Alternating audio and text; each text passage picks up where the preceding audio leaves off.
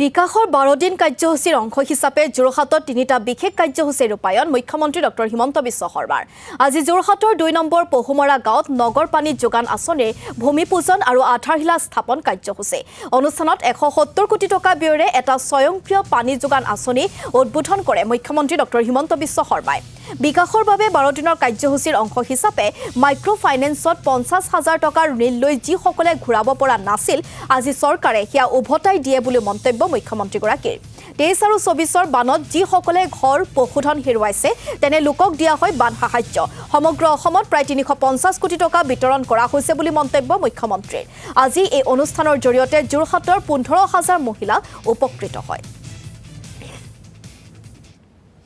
বিকাশৰ বাবে 12 দিন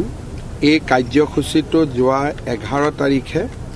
আমি গুৱাহাটী মহানগৰীত আৰম্ভ কৰিছিলোঁ আৰু সেই কাৰ্যসূচীৰ অংশ হিচাপে যোৰহাটত আজি আমি তিনিটা বিশেষ কাৰ্যসূচী ইয়াতে ৰূপায়ণ কৰি ৰাজ্যৰ বিশেষকৈ মহিলা সমাজক আমি উপকৃত কৰিছোঁ এটা হ'ল যিসকলে মাইক্ৰ ফাইনেন্সত 50,000 টকা পৰ্যন্ত ঋণ লৈছিল আৰু ঋণ উভতাই দিব পৰা নাছিলে আজি চৰকাৰে তেওঁলোকৰ ঋণ আমি উভতাই দিলোঁ আৰু তেওঁলোকক আজি ইয়াত আমি নো ডিউ চাৰ্টিফিকেট দিম যাতে ভৱিষ্যতে তেওঁলোকে বেংকৰ পৰা লোন আদি পাব পাৰে আৰু চৰকাৰী আঁচনিৰ পৰাও উপকৃত হ'ব পাৰে দ্বিতীয়তে যোৱা বিগত বৰ্ষ আৰু যোৱা 23 চনৰ 2023 আৰু 2024 চনৰ প্ৰলয়ংকৰী বানপানীত যিসকলে ঘৰ হেৰুৱাইছিলে পশুধন হেৰুৱাইছিলে সাজ পোছাক বাচন বৰ্তন যাৰ আৰ্থিক ক্ষতি হৈছিলে তেনে ব্যক্তিসকলকো আমি আজি বান সাহায্য হিচাপে সমগ্ৰ অসমতে প্ৰায় 350 কোটি টকা বিতৰণ কৰাৰ কাম আমি হাতত লৈছিলোঁ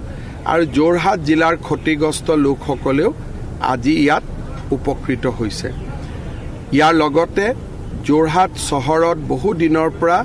পানী যোগান সম্পৰ্কে ৰাইজৰ অভাৱ অভিযোগ আছিলে আজি ৰাজ্য চৰকাৰে 170 কোটি টকা ব্যয় কৰি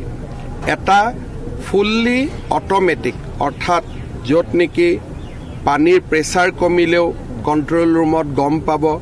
পানীৰ পাইপ ফুটিলেও কণ্ট্ৰল ৰুমত গম পাব তেনেকুৱা প্ৰায় 170 কোটি টকা খৰচ কৰি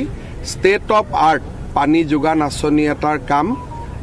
উদ্বোধন কৰা হ'ব অলপ পিছতে আমি গৈ উদ্বোধন কৰিম যোৰহাট জিলাত আজি প্ৰায় 15,000 মহিলা আজিৰ এই অনুষ্ঠানটোৰ জৰিয়তে উপকৃত হৈছে আৰু যোৰহাটৰ ৰাইজো পানী যোগান আঁচনিখনৰ পৰা উপকৃত হ'ব